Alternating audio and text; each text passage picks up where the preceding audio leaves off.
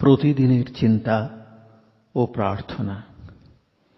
21শে মে, দিনের প্রধান চিন্তা। আমাদের কাজ সজাগ, অনুগত ও ভক্তিমান হইয়া জীবন যাপন করিব। আমরা কখনো যেন কপট বা দাম্ভিক না হই। মুখস্থ করা যায়। ফুল কি তুলিবে তুমি ফুটিবার আগে? দলিবে কি পদতলে নব আরোপিত বীজ? ফোটে ফুল, উঠে গাছ, যবে তুমি করো তার অনেক যতন। যে কাজ হয়নি সারা, যে কথা হয়নি বলা, হবে যে তাদের পূর্ণতা সাধন, যবে সুসময় করিবে আগমন। উপদেশ।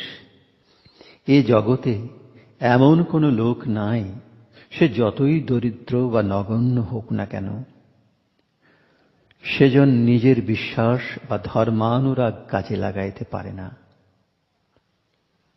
আমাদের সকলের এই ক্ষমতা আছে। কেবল এই প্রয়োজন আমাদের যে সহজ সরল ভক্তি এবং আদর্শে অনুরাগ আমাদের থাকিবেই। আমরা যে কোনো ধর্মমত অনুসরণ করিতে পারি।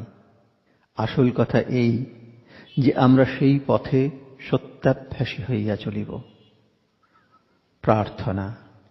হে প্রভু, তুমি যে জীবনের মূল এবং প্রাণের উৎস, আমার প্রার্থনা তোমার শ্রীচরণে নিবেদন করি।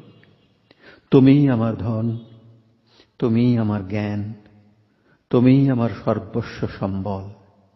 কি করিয়া এ জীবনকে তোমার সেবায় লাগাইব এবং কিভাবে তোমার প্রেম এই জীবনে প্রকাশ করিব, তাহা তুমি আমাকে শিখাইয়া দাও।